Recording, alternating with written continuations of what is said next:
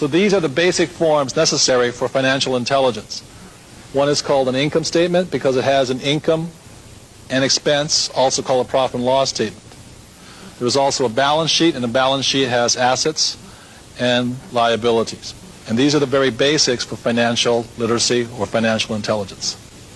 I soon realized the main cause of financial struggle was due to confusion between the definitions of an asset and a liability. My definition of an asset is something that puts money in my pocket. And my definition of a liability is something that takes money out of my pocket. The most important thing about being financially literate is understanding a thing called cash flow. I can tell the difference between a poor person and a middle-class person by simply looking at their income statements and balance sheets and figuring out which direction the cash is flowing. So I will show you the cash flow pattern of a poor person. Generally, a poor person, all they have is a job. The income comes in from the job, goes down, they pay their rent, clothing, a little food, and goes out the expense column. And this is a cash flow pattern of a poor person. The cash flow pattern of a classic middle-class person is a little bit different. Income comes in this way, but with a middle class, they probably have a mortgage, they probably have car payments, they probably have credit card payments. It comes up again through the expense column and then out this way. So what you see here are the cash flow patterns of a poor person versus a middle-class person.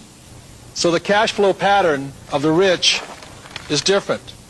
The cash flow pattern of the rich flows from the asset column into the income column.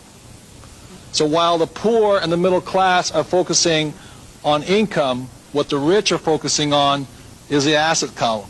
And the asset column is the great secret of the rich.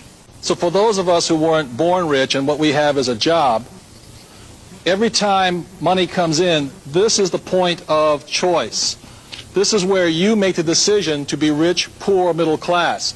If when this dollar comes in and you take the dollar out this way, then it's your decision. If you go and buy yourself a new t-shirt, cappuccino, a new lunch, then you're choosing to expense it right out.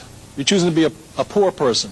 If instead, when you get a pay raise or more money, what you do is you go and buy a bigger house, a new car, or you take a vacation on your credit card, then what you are choosing to do then is to be a middle class person. And if you choose, instead, when the money comes in and you choose to put it in the asset column, then you make that decision to be rich, poor, middle class. By putting in the asset column, at this point, you're choosing to be a rich person. But the choice is up to you, nobody else.